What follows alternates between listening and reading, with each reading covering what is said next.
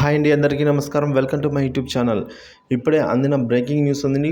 ప్రభుత్వానికి పెన్షన్లు దిమ్మ తిరిగే షాక్ అయితే ఇవ్వడం జరిగింది. ఆ వివరాలు ఏంటో ఈ వీడియోలో తెలుసుకుందాం. వీడియో అయితే ఎక్కడికైనా స్కిప్ చేయకుండా ఎండ్ వరకు అయితే చూసేయండి. వీడియో నచ్చినట్లయితే ఒక లైక్ చేయండి. ఇంకా సబ్స్క్రైబ్ అవ్వనట్లయితే మన ఛానల్ని సబ్స్క్రైబ్ చేసుకోవడం ద్వారా నేను చేసే ప్రతి ఒక్క అప్డేట్ న్యూస్ అందరికంటే ముందుగా మీ వరకు రీచ్ అవుతుంది.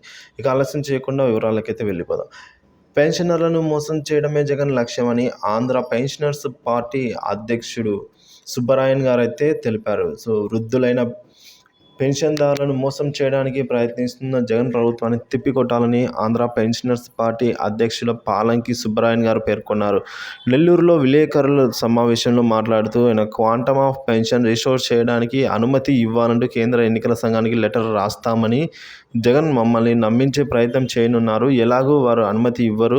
చూసారా, నేను ఇద్దామని అనుకుంటే చంద్రబాబు అడ్డుపడ్డారని సానుభూతి పొందాలని చూస్తున్నారని అయితే సుబ్బరాయన్ గారు ఈ విధంగా పేర్కొన్నారండి. ఇక 1వ తేదీన రావాల్సిన పెన్షన్స్ అయితే అసలు 1వ తేదీన విడుదల చేయడం లేదు. ఇక సంవత్సరాలు గడిచిపోతున్నా కూడా డిఏ అరియర్స్ ఊసే లేదు అని సుబ్బరాయన్ గారు ఆగ్రహం వ్యక్తం చేశారు.